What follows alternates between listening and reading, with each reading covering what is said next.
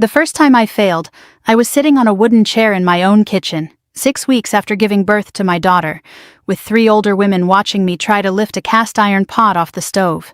My hands were shaking, my back ached in a way I couldn't describe, and the oldest woman, my husband's grandmother, leaned over to my mother-in-law and said something in Pennsylvania Dutch I wasn't supposed to hear, but I heard it. She said, "She's not ready. He chose poorly."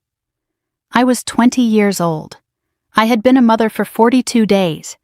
And in that moment, sitting in the kitchen I had scrubbed clean that morning, holding a pot I could barely lift, I understood that everything I had done since my wedding day was being measured, and I was failing. Before I tell you what that test was, what the second one looked like 2 years later, and why I eventually walked away from the only world I had ever known, let me introduce myself. My name is Martha, and this is Hannah the Amish Girl, the channel where I share the truths my community would never let me say out loud. If you want to understand what Amish life is actually like behind the bonnets and buggies, hit that subscribe button. It's free, and it tells me you want more of these stories. And in the comments below, tell me, did you know that Amish wives are tested after childbirth? I read every single one. If you want to go deeper, the full Amish Insider Guide is in the description. Let me explain what most people outside our world don't understand. In Amish communities, a wedding doesn't make you a wife. Not really. It makes you a bride. And there's a difference. The wedding ceremony is the beginning of your evaluation, not the end of it. You're being watched from the moment you say your vows, and the watching never really stops. But there's one specific window when the watching becomes intense, formal, and absolutely consequential. That window is the 6 weeks after you give birth to your first child. In my Old Order district in Lancaster County, we called it dwabet, the week bed. Officially, it's a period of rest. 6 weeks where the new mother stays mostly indoors, recovers from childbirth, and bonds with her baby. That's the version you'll read in tourist books. That's the version the bishop describes if an outsider ever asks. But the real version, the one every Amish woman knows in her bones, is something else entirely. It's a test. And the people grading you are the older women in your husband's family. Here's how it works. During those 6 weeks, female relatives rotate through your home. Your mother-in-law comes first. Then your husband's grandmothers, his aunts, his older sisters. They bring food, they hold the baby, they wash your dishes. To an outsider, it looks like beautiful community support, and in some ways it is. But while they're in your home, they're observing everything. How clean is your kitchen? How quickly does your milk come in? Does the baby cry too much? Does the baby cry too little? Are you healing well, or are you complaining? Are you grateful, or are you proud? Is your husband still respected when he walks into a room, or has marriage softened him?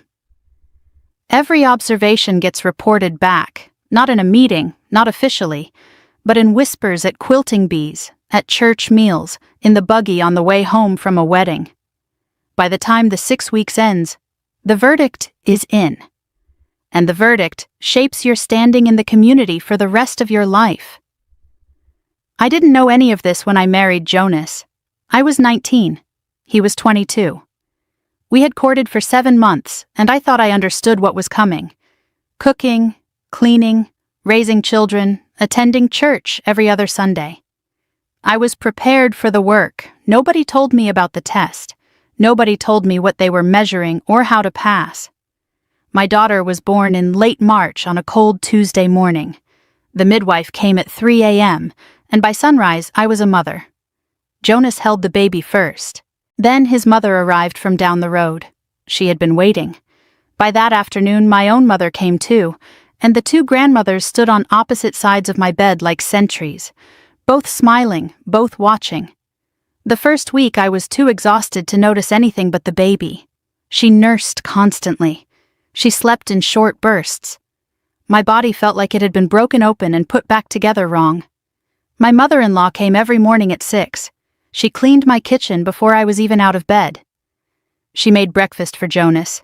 She folded the laundry I hadn't gotten to.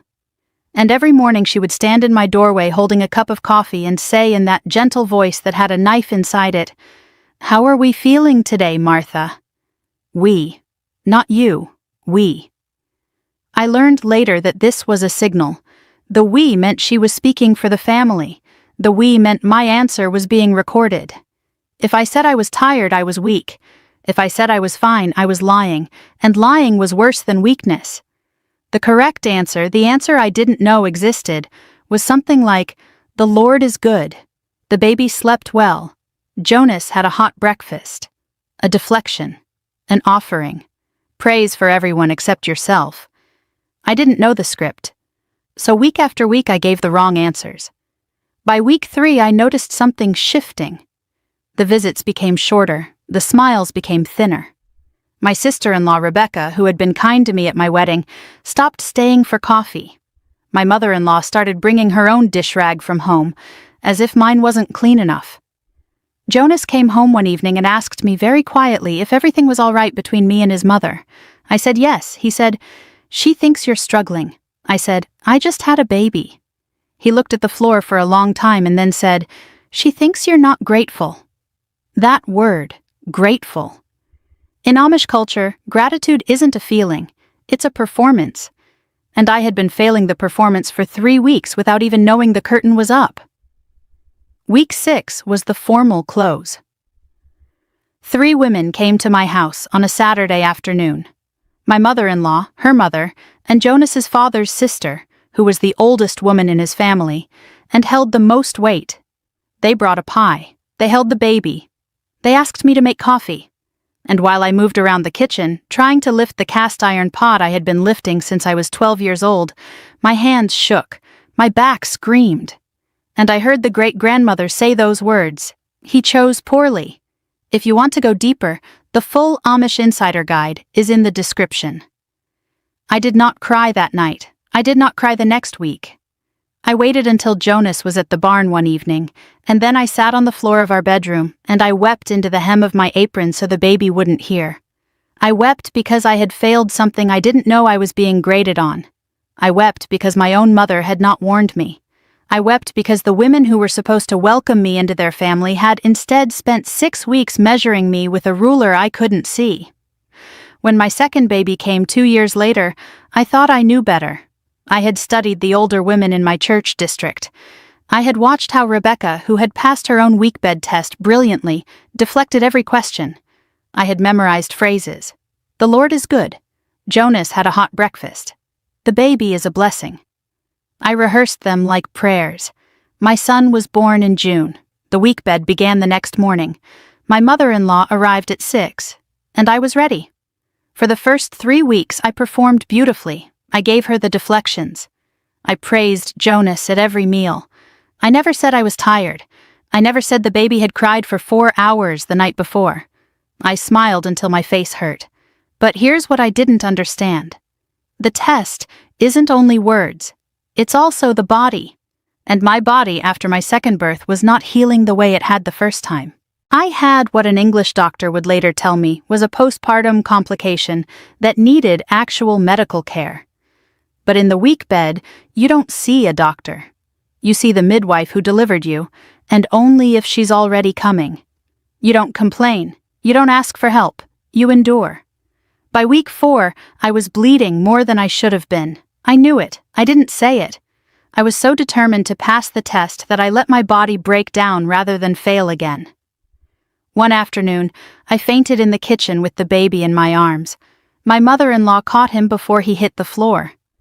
The midwife came that evening. She told me I needed to rest, really rest, and that if the bleeding didn't slow, I would need to go to the hospital in town. An Amish woman going to an English hospital during the weekbed is a kind of public failure. Everyone would know, everyone would talk. I went. I had to. And when I came home 3 days later, the verdict was already in. I had failed the second test even worse than the first. Not because I had been ungrateful this time, but because I had been too proud to ask for help when my body needed it. That's what they decided. Not that the system had no room for honesty. Not that the test itself made it impossible to admit weakness. They decided I had been proud. Hochmut, the greatest sin. The whispers started at the next church Sunday. I felt them before I heard them. The older women didn't sit near me at the meal. The younger women didn't ask me to hold their babies. Rebecca, my sister-in-law, who had been warming back up to me, cooled again. And Jonas, my Jonas, who had built our bed with his own hands, and who had whispered to me on our wedding night that he didn't know what he was doing either, Jonas began to look at me differently. Not with cruelty, with disappointment, which is worse. If you want to go deeper, the full Amish Insider Guide is in the description. I want to be very clear about something here because I know how this sounds. The women who tested me were not evil women. My mother-in-law was not a villain. She had been tested too, decades earlier, by her own mother-in-law. And her mother-in-law had been tested before that. The weak bed evaluation is not something one cruel woman invented. It's a system that has been passed down through generations of women who all survived it themselves and who genuinely believe it makes the community stronger. They believe a wife who can't pass it will struggle later. They believe the test is a kindness. They believe they are protecting the family. But here's what I've learned since I left. A system that tests a woman at her most physically and emotionally vulnerable moment, when her body is still bleeding from childbirth, when her hormones are rewriting her brain, when she hasn't slept more than 2 hours in a row in weeks, that system is not measuring her worth. It's measuring her ability to perform under conditions designed to break her, and then it punishes her for breaking. I knew an Amish woman in our district named Anna. She had 3 children, and she passed her weak bed test all 3 times. She was held up in our community as the model of what a young wife should be: calm, grateful, strong. Years later, after I had left, I found out that Anna had spent 2 decades on a kind of homemade nerve tonic that she made from herbs in her garden, because the only way she had survived those 3 weak beds was by quietly numbing herself for 6 weeks at a time, the model wife, the one we were all supposed to imitate. She had passed the test by chemically removing herself from her own body, and I think about the women who don't pass. Not just me, there were others in our district. A woman named Esther who failed her first week bed and was quietly considered a disappointment for the next 30 years. A woman named Lydia, whose husband was told by his father that he should have waited longer to marry.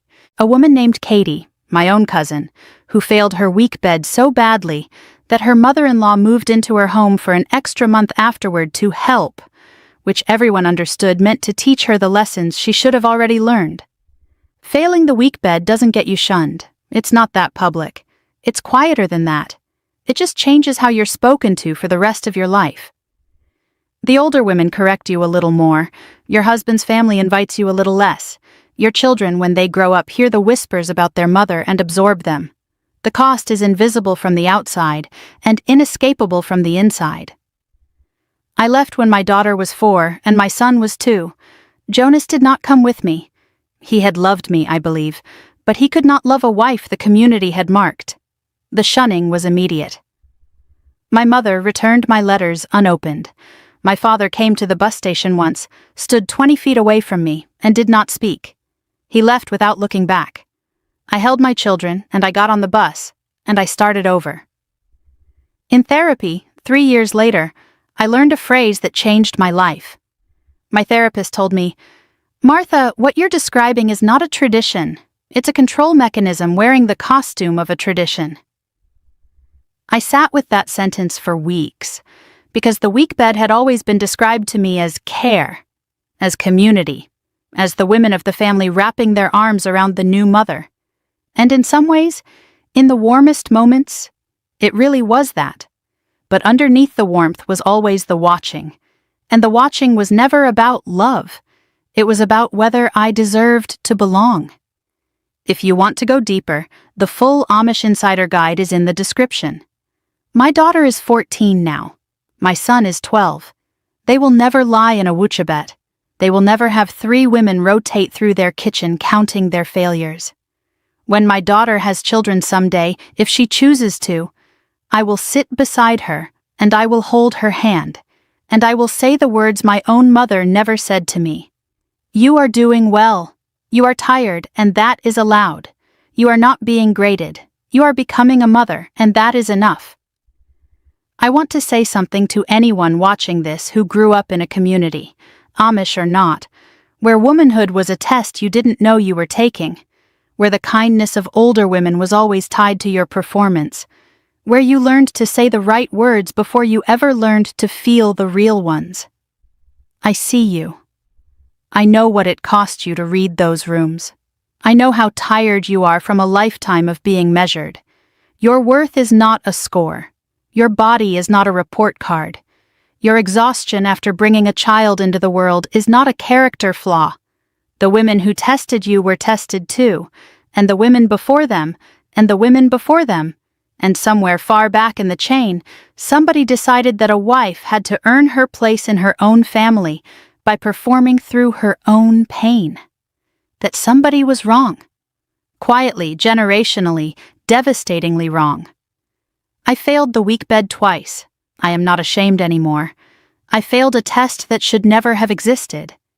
And the day I finally understood that, the day I stopped trying to pass, was the day I began to actually become the woman I am now. Not a graded wife. Just a person, tired and healing and free. If this story moved you, leave me a comment and tell me what part stayed with you. Tell me if you grew up with a test like this in your own life, in any form, in any culture. I want to hear your story. And if you want to keep hearing the truth from behind the prayer cap, subscribe to Hannah the Amish Girl.